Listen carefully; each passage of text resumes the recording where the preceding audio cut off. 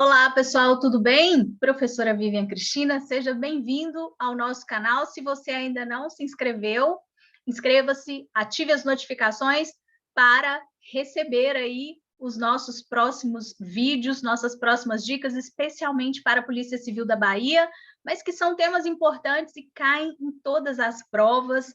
Quem está se preparando para a Defensoria Pública, muitos alunos me procuraram para produzir material sobre esse tema, nós teremos em breve, tá? E hoje nós vamos falar de uma convenção super importante, uma das primeiras da ONU, na proteção dos direitos humanos das minorias e grupos vulneráveis. Estou falando da Convenção da ONU sobre a eliminação de todas as formas de discriminação racial. Já vimos aqui em um vídeo anterior conceitos que são muito importantes para a compreensão do tema. Vou deixar o link aqui para quem ainda não viu. E para essa aula, tem um presente especial para vocês. Alguns alunos me disseram que estava ruim de acompanhar pelo texto, então vou disponibilizar o texto com essa convenção e também com a Convenção da ONU para a eliminação da discriminação contra a mulher, 2 tratados expressos no edital de promoção da igualdade racial e de gênero, na prova da Polícia Civil da Bahia. Então, eu vou deixar o link para você solicitar esse material e acompanhe por aqui, vou passar pelo texto, destacando os principais artigos. Espero umas 4 questões sobre essa matéria e uma delas pode ser sobre essa convenção da ONU. Você não pode perder, são pontos valiosos para a sua prova, não é? Podem significar avançar ou não no concurso.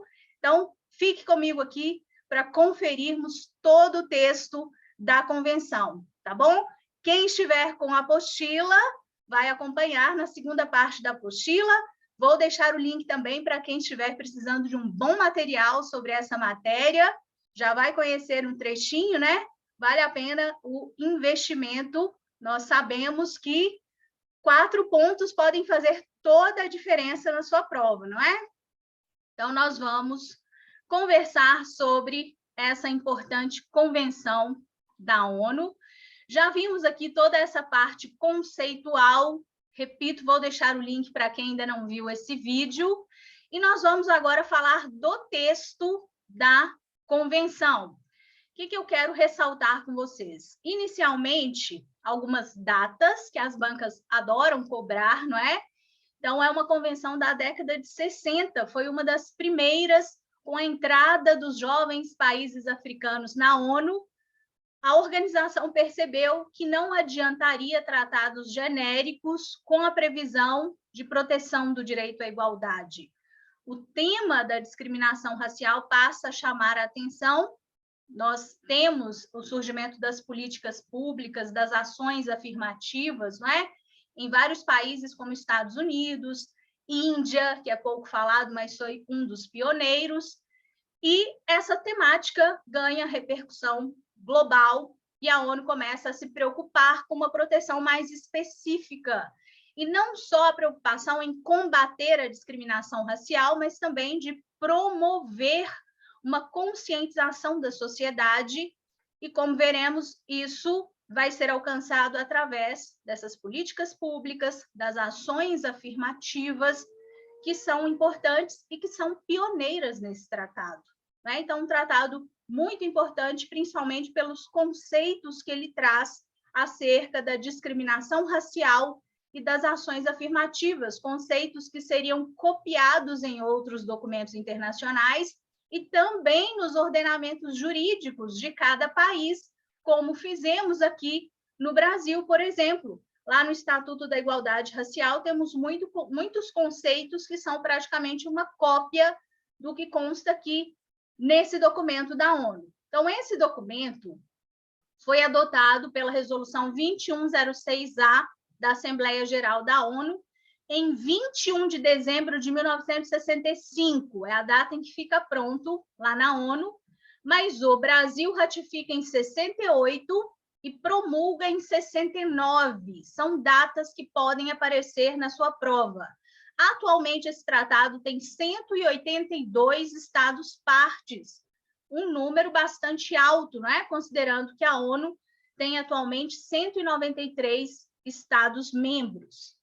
E aí nós vamos lá para o texto do tratado, eu vou destacando com vocês o que é mais relevante. Quando vocês estiverem com o PDF, façam a leitura de toda essa introdução, mas vamos aqui para o nosso texto. Nós temos inicialmente um preâmbulo, que vocês vão ler com calma. O preâmbulo ressalta o que os países consideraram ao elaborar o texto, a preocupação que eles têm com a proteção de direitos humanos, da dignidade humana. Então, tudo isso consta aqui, muito parecido com o que já vimos em outros tratados internacionais, não é? Então, eles reforçam o quanto é importante ter uma atenção especial a esse tema, tomar as medidas necessárias para combater a discriminação racial. Considerando tudo isso, eles acordam o seguinte. Aí vem a primeira parte, e o artigo 1º é, sem dúvida, gente, o que mais cai em provas. Esse artigo traz o conceito de discriminação racial. Vamos ver. Discriminação racial significará qualquer distinção, exclusão, restrição ou preferência.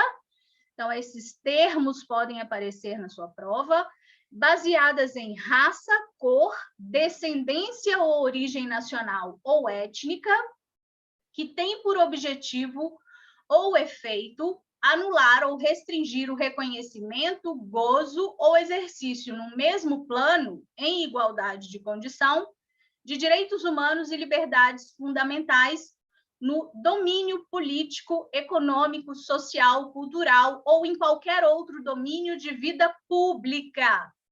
Nessa convenção, eles colocaram inicialmente, década de 60, só vida pública. Nós percebemos que nos textos mais modernos e já no nosso Estatuto da Igualdade Racial, esse conceito é completado, aparece vida pública ou privada. E isso pode ser uma importante pegadinha, né, na sua prova. Então, esse conceito é pioneiro, serviu de inspiração para vários outros documentos internacionais e também nacionais, e cai muito em provas, tá? Ainda nesse artigo 1º, eu destaco aqui o item número 4, que nos traz o conceito das ações afirmativas. Então, não serão consideradas discriminação racial as medidas especiais tomadas com o único objetivo de assegurar progresso adequado de certos grupos raciais ou étnicos, ou de indivíduos que necessitem da proteção que possa ser necessária para proporcionar a tais grupos ou indivíduos igual gozo ou exercício de direitos humanos e liberdades fundamentais, contanto que tais medidas não conduzam, em consequência, à manutenção de direitos separados para diferentes grupos raciais e não prossigam após terem sido alcançados os seus objetivos. O que é muito importante aqui? Entendermos que as ações afirmativas não violam por si só o princípio da igualdade, ao contrário, é o caminho que nós temos para concretizá-lo. Entretanto, essas medidas devem ser temporárias e apenas na medida necessária para corrigir uma eventual desigualdade, nem mais nem menos. E aí nós voltamos na visão aristotélica de justiça, confirmada pelo nosso jurista Rui Barbosa. A igualdade consiste em tratar igualmente aos iguais e desigualmente aos desiguais, na medida da sua desigualdade, nem mais nem menos, para não gerarmos uma desigualdade ainda maior.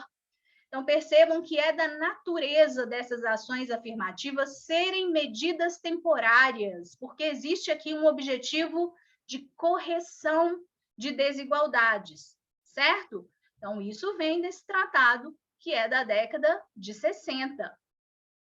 Aí, no artigo 2º, os estados que ratificam esse tratado assumem vários compromissos, não é? A ONU vem dizer o que ele está se comprometendo a fazer.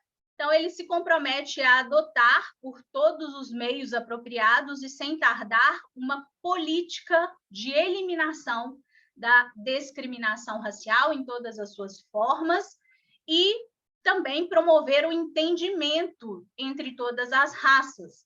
E aí vem algumas medidas que são especificadas aqui no tratado. Então, por exemplo, não efetuar nenhum ato ou prática de discriminação racial contra pessoas, grupos de pessoas ou instituições, fazer com que todos cumpram essa obrigação, né? Inclusive as autoridades públicas, nacionais ou locais, não encorajar, defender ou apoiar a discriminação racial praticada por pessoas ou organizações, tomar medidas eficazes para rever políticas governamentais e modificar, abrogar ou anular qualquer disposição interna que promova essa discriminação. Ah, mas o ordenamento jurídico brasileiro ainda precisava criminalizar a conduta, porque até então nós só tínhamos discriminação racial como contravenção penal, não é? Por isso foi tão necessária a nossa lei de combate ao racismo, que demorou um pouco, só veio lá na década de 80, mas o Brasil precisava disso para cumprir, inclusive, obrigações internacionais. E o Estado se compromete a tomar todas as medidas necessárias, inclusive legislativas, sejam elas administrativas, judiciais, legislativas, para conseguir cumprir o compromisso assumido aqui, que é o de pôr fim à discriminação racial. Então, vocês vão ler todas essas medidas, mas lembrem-se que são essas obrigações assumidas pelos estados. E aqui, gente, é a ideia de que, de novo, de que as medidas adotadas pelos estados devem ser temporárias, não é? Elas não deverão persistir depois que for alcançado o estágio em que nós pretendemos chegar de uma igualdade de oportunidades. Então, de novo, a ideia de que as políticas públicas, as ações afirmativas devem ser temporárias. Isso cai muito em provas, porque as bancas trazem como medidas definitivas, né? Medidas perpétuas, de caráter perpétuo, sempre errado. No artigo 3º, a obrigação dos estados, o comprometimento aqui de condenar segregação racial e apartheid, e a proibir e eliminar no seu território práticas dessa natureza. Outras medidas: condenar propaganda e todas as organizações que se inspirem em ideias ou teorias baseadas na superioridade de uma raça ou de um grupo de pessoas de uma certa cor ou de uma certa origem étnica, né? E além de criminalizar, de combater, eles também devem adotar medidas positivas para eliminar qualquer incitação a essa discriminação. E olha aqui na letra A, nós temos aquilo que a doutrina chama de mandado de criminalização internacional. É um comando para que o Estado criminalize uma determinada conduta que consta de um tratado internacional. Na nossa Constituição também temos um mandado de criminalização no que tange ao racismo. Lembram-se? Está lá no artigo 5º, inciso 42. Também aqui na Convenção da ONU. Então, os estados devem declarar delitos puníveis por lei. Qualquer difusão de ideias baseadas na superioridade ou ódio raciais, qualquer incitamento à discriminação racial, atos de violência, provocação. Então, aqui o combate ao racismo, à discriminação racial, que deve ser punido como crime pelos Estados-membros. Vejam que o Brasil demorou a cumprir esse mandado de criminalização, não é? Só na década de 80, só em 89 é que tivemos uma lei criminalizando o racismo, que, repito, era previsto, nós vimos aí leis anteriores, no edital da Polícia Civil da Bahia, elas aparecem, né? Como a Lei CAO, que trazia essas condutas como contravenções penais. E, claro, né, violando o princípio da proporcionalidade na sua vertente de proteção insuficiente. Não adianta ser contravenção penal, é muito leve, nós precisávamos de uma previsão que trouxesse uma punição mais rigorosa, que trouxesse a previsão como crime dessas condutas. Então, aqui no tratado, nós temos esses mandados de criminalização, isso pode aparecer em provas. Depois, nós temos aqui direitos que devem ser assegurados, né, pelos Estados partes. Grifei aqui porque acho importante memorizar, ter uma noção geral do que o tratado traz nesse artigo. Então, um tratamento igual perante os tribunais, o direito de acesso à justiça, direito à segurança da pessoa ou à proteção do Estado contra qualquer tipo de violência, direitos políticos, principalmente de participar das eleições, votar, ser votado, participar em condições de igualdade, ter acesso às funções públicas do país. Outros direitos civis, percebam que o rol é meramente exemplificativo, principalmente a liberdade de circulação, de residência, o direito de deixar qualquer país, direito de nacionalidade, de casar-se e escolher o cônjuge, direito de propriedade, direito de herdar, direito à liberdade de pensamento, consciência e religião, liberdade de opinião e expressão, liberdade de reunião e associação pacífica. Vejam que até agora nós falamos de muitos direitos que estão na nossa Constituição no artigo 5º, são direitos de primeira geração, mas também aparecem aqui os direitos de segunda geração, direitos econômicos, sociais e culturais, principalmente direito ao trabalho, livre escolha do trabalho, fundar sindicatos e a eles se filiar, o direito à habitação, saúde pública, previdência social, serviços sociais, educação e formação profissional, igual participação das atividades culturais e o direito de acesso a todos os lugares e serviços destinados ao uso do público, como transportes, hotéis, restaurantes, cafés, espetáculos e parques. Na lei brasileira, vocês vão ver que a nossa lei de combate ao racismo, ela tem muitos artigos que se dedicam justamente a proibir qualquer tipo de discriminação no acesso a locais, não é? Tanto locais públicos quanto aqueles de acesso ao público, que sejam de acesso acessíveis ao público, nesses locais não pode haver qualquer tipo de discriminação. No artigo 6º, um reforço à ideia de acesso à justiça.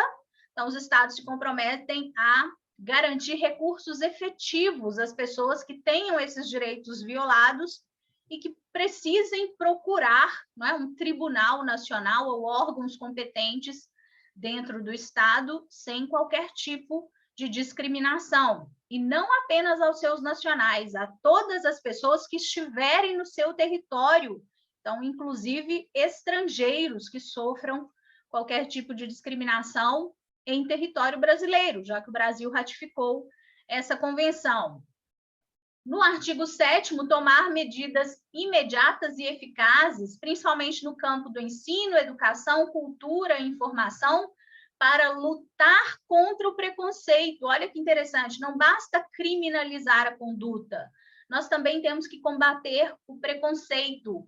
Então, é uma vertente positivo-promocional, além da vertente punitiva, né, repressiva, nós também precisamos do outro lado da moeda, desse papel de conscientização que passa muito pela educação da sociedade, e aqui eles reforçam valores que constam lá da DUDH, promover o entendimento, a tolerância e a amizade entre nações e grupos raciais e étnicos, inclusive mencionam esses documentos anteriores da ONU.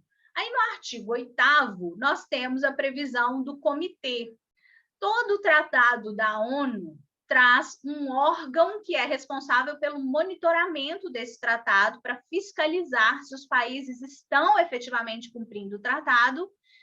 E, na ONU, esse órgão de cada tratado se chama comitê. Geralmente é comitê e o próprio nome do tratado, né? Então, aqui, Comitê para a Eliminação da Discriminação Racial. Esse comitê, isso também já caiu em questões, é importante saber, ele é composto por 18 peritos, 18, grifem aí o número, são pessoas conhecidas pela sua imparcialidade, moralidade, pelo conhecimento em matéria de direitos humanos, são eleitos pelos Estados-membros, dentre os seus nacionais. Esses nacionais não representam os estados, eles atuam a título pessoal, a título individual. Então, um brasileiro que for eleito, ele não está ali representando o Brasil, ele está ali pela sua competência, ele atua a título pessoal. Os alunos costumam confundir isso em questões, tá? Então, atuar a título pessoal significa isso, e eles tentam reproduzir nesse comitê, distribuir as vagas de forma equitativa, considerando a localização geográfica dos países, a representação dos diversos sistemas jurídicos que nós temos no mundo. Então, uma divisão equitativa desses 18 lugares do comitê. Então, isso é cobrado em provas, grifem aí esse artigo 8º. Esses membros são eleitos em votação secreta. Os países designam um candidato, né? Eles escolhem dentro dos seus nacionais. Aqui tem algumas outras regrinhas sobre a eleição, o mandato, mas o que é mais cobrado? Número de membros, dizer que atuam a título pessoal, que essa eleição é secreta, os estados indicam nomes para a eleição, e, importante, o mandato é de 4 anos, certo? O mandato de 4 anos. Outra forma que está presente em todos os tratados da ONU, aqui nós já falamos do órgão de monitoramento, agora nós vamos falar dos mecanismos de monitoramento. E um desses mecanismos existe em todos os tratados da ONU, e o Estado não pode escolher se ele vai ou não aceitar. Ele é obrigado a aceitar essa sistemática de monitoramento, como nós costumamos dizer, que é a dos relatórios. Então, o país ratificou o tratado, ele está obrigado a produzir esses relatórios, tá bom? Não existe possibilidade de escolha. Ele tem que se comprometer a apresentar esses relatórios ao secretário-geral. O comitê vai examinar, né, verificar o que o país tem feito efetivamente para combater essa discriminação racial, e isso acontece depois do prazo de 1 ano da entrada em vigor da convenção, né? E, posteriormente, cada 2 anos e toda vez que o comitê solicitar. Então, são prazos que podem aparecer. O Estado ratificou o tratado, em 1 ano ele é obrigado a apresentar o relatório, depois, a cada 2 anos, ou sempre que o comitê solicitar aquele país que apresente esse relatório, o comitê avalia tudo e todo ano ele tem que apresentar esses dados à Assembleia Geral da ONU. É uma prestação de contas que está sendo feita para que a ONU saiba como é que está caminhando essa parte de combate à discriminação racial. Então, cada tratado tem o seu comitê e tem a sua sistemática de relatórios, tá? Aí nos interessa muito o artigo 11 dessa convenção, porque ele traz uma particularidade. Eu disse para vocês que os relatórios são obrigatórios para todos os países, e existe uma outra forma de monitoramento que nós chamamos de comunicações interestatais, e essas costumam ser facultativas. Mas nesse tratado da ONU, as comunicações interestatais são obrigatórias. E é engraçado porque, em regra, essas comunicações são facultativas e o Brasil não aceita. O Brasil não gosta de ser monitorado dessa forma. Comunicações interestatais é a possibilidade que os países têm de cobrar do outro o cumprimento do tratado, né? Então, aqui nesse tratado, todos eles que ratificaram a convenção têm essa possibilidade. Então, algum outro país poderia cobrar do Brasil, olha, é um nacional aqui do nosso estado, né? A França, por exemplo, um francês sofreu discriminação racial aí no Brasil. Vocês ratificaram esse tratado da ONU, e aí, como é que fica? Então, a França pede explicações, esclarecimentos ao Brasil, né? E para isso é necessário que os 2 países aceitem a forma de monitoramento. Como eu disse, nesse tratado é obrigatório, então todos que ratificaram têm que aceitar, e é o único tratado em que o Brasil aceita isso, justamente por ser obrigatório, porque quando é facultativo, o Brasil não aceita. Nós gostamos e aceitamos as petições individuais, mas não as comunicações interestatais, tá? Mas aqui é diferente, porque nesse tratado é um monitoramento obrigatório. Então, é um Estado, eu brinco que é o Estado dedo duro. Ele está ali cobrando uma satisfação do outro no cenário internacional. Eles vão tentar resolver entre eles, não é, por negociações bilaterais, e o comitê só começa a interferir se não der certo ali aquela conversa entre os países. Aí eles vão, posteriormente, nomear uma comissão de conciliação.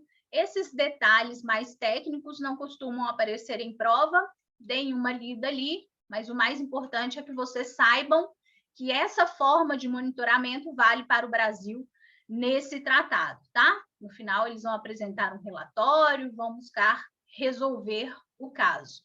Aí, no artigo 14, aparecem as petições individuais, e elas aparecem aqui como uma forma de monitoramento facultativa, ou seja, só os estados que aceitarem expressamente é que estarão sujeitos ao monitoramento por petição individual. Significa que o Estado aceitou que um nacional seu ou uma pessoa que esteja em seu território e teve direitos violados, direitos previstos na Convenção, possa levar ao comitê uma denúncia contra esse Estado. Isso vale para o Brasil, professora? Sim, gente, sim. O Brasil reconheceu expressamente a competência do comitê para receber petições individuais. Isso aconteceu em 17 de junho de 2002, fica lá no site da ONU, um documento, né, com esse reconhecimento. Foi aprovado aqui pelo Decreto Legislativo 57 de 2002. Então, não confundir. Ratificamos o tratado em 69 e só em 2002 o Brasil nos autorizou a apresentar essas petições individuais perante o comitê, tá? Então, nós podemos hoje denunciar o nosso país por ter violado direitos previstos nessa convenção, tá bom? Aqui nas Américas, a gente tem um caso muito famoso, né, de racismo, que é o caso da Simone Diniz, e na ONU também ela poderia ter apresentado perante o comitê essa violação. Não pode acionar os dois sistemas ao mesmo tempo, não é? A Simone Diniz preferiu acionar a Comissão Interamericana. Coloquei esse caso no material de vocês, porque é interessante, mas ela poderia ter escolhido a ONU para levar essa denúncia.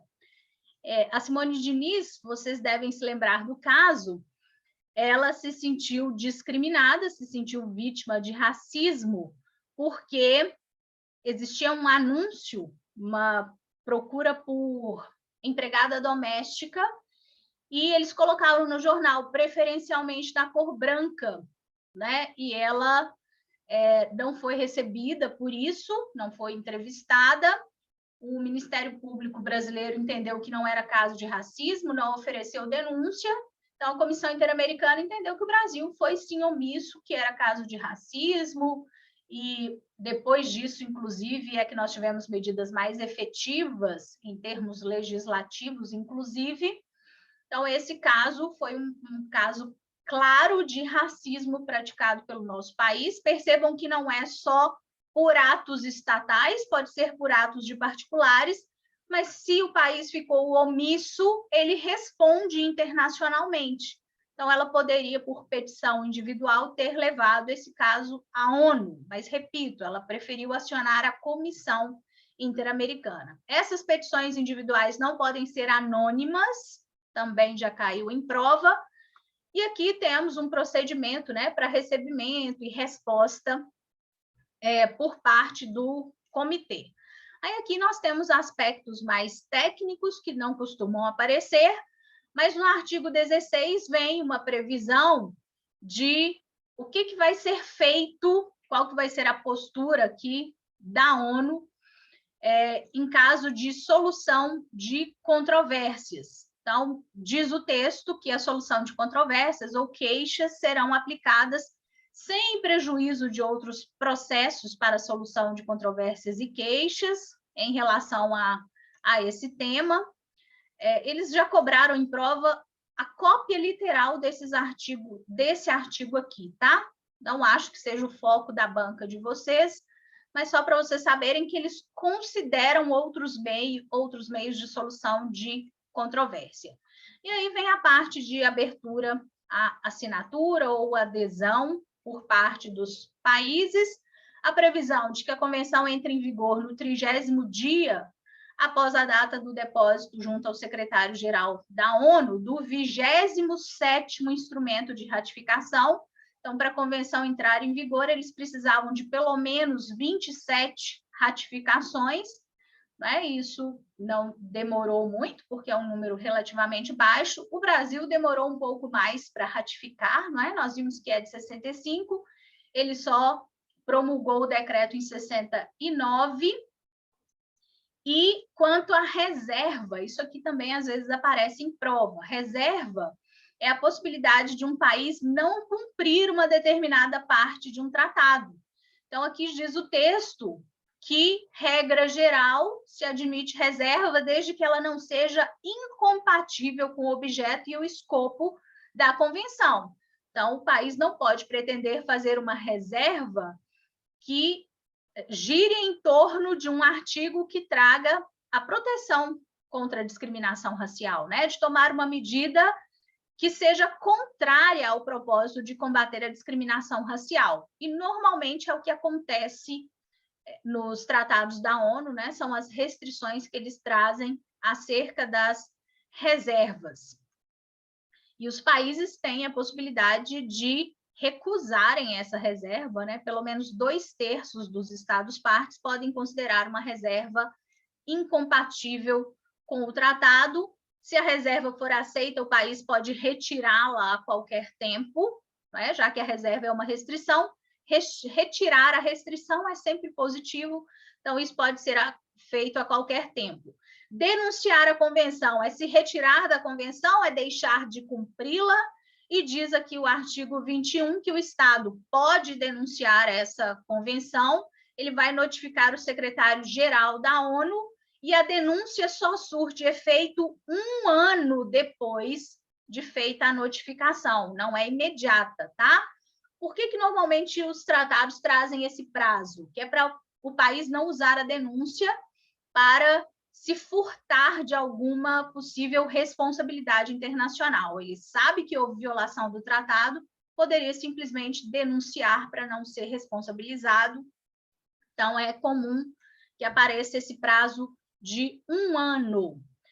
Também importante, se houver aqui controvérsia entre 2 ou mais Estados-partes quanto à interpretação da convenção, e se não conseguirmos resolver isso através de negociações ou pelos processos previstos aqui, com a interferência da ONU, qualquer parte na controvérsia pode submeter a decisão à Corte Internacional de Justiça, a não ser que eles entrem em acordo e arrumem uma outra forma de resolver o problema, tá?